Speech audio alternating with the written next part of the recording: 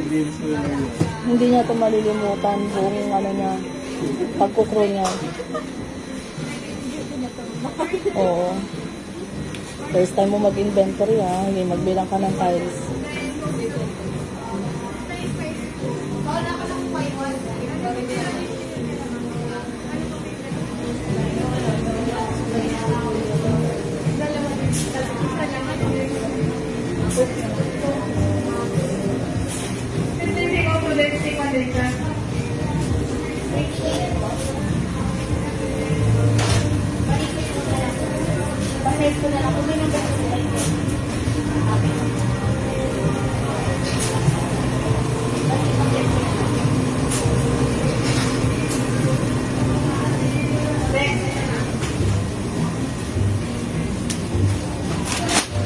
Bilang mo.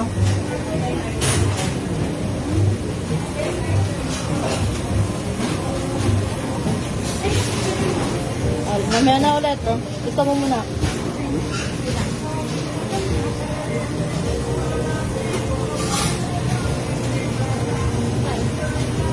Update dito sa viral video na to, context lang, merong manager ng Jollibee na nagpabilang ng tiles sa store nila doon daw sa crew nila na first time mag-inventory. At meron nga akong message na receive dito sa account ko galing doon sa manager. Ang sabi dito, "Hello, I'm the manager in charge sa video, hindi si Jessica. Jessica is one of our crews. She accidentally posted it on TikTok without noticing na dapat lang na isi-save niya sa draft. Bago pa kami mag-uwian, in-approach ko agad yung crew to say sorry and to ask if galit ba siya sa akin. And pagka-uwi ko, chinat ko ulit siya to make sure na hindi siya nagalit sa akin. If naranasan nyo mag-work sa fast food industry, may intindihan nyo yung spirit of family and fun. Manager ako pero iba yung bond namin ng mga crew ko. Never ako nag-power tripping, never kong inabuso yung posisyon ko. Galing din ako sa pagiging crew, same branch, kung saan ako ngayon, manager. Kaya lahat ng crew kasundo ko, please pa-help na hindi madama yung store issue." So ayun na nga, clarification, hindi si Jessica yung store manager. Although sa account niya na post accidentally yung video, pero crew lang si Jessica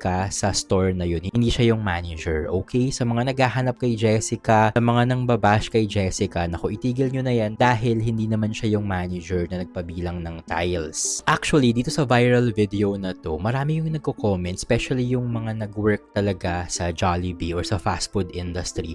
Marami yung nagsasabi na normal lang naman daw to na tradition or gawain. Parang ito daw yung initiation nila, ganyan. Parang ito yung way nila to have fun, to bond. Pero syempre marami din yung hindi makakagets ng mga ganitong gawain or tradition, especially kung hindi ka naman nagtrabaho sa ganitong industry. And kung mapansin nyo, meron din akong video na nag-viral before, ayan, kung saan naman binuhusan nila ng maduming tubig yung crew na nag-last day sa work. At marami din yung nag-comment dyan na bakit daw ang daming triggered, normal daw na tradition to sa Jollibee. So I think may mga bagay talaga na hindi tayo magigets, especially kung hindi natin na-experience, no? So ayun lang naman, sa mga naghahanap pa rin kay Jessica, again, itigil nyo na yan. Dahil hindi naman siya yung manager na involved dito sa viral video na to.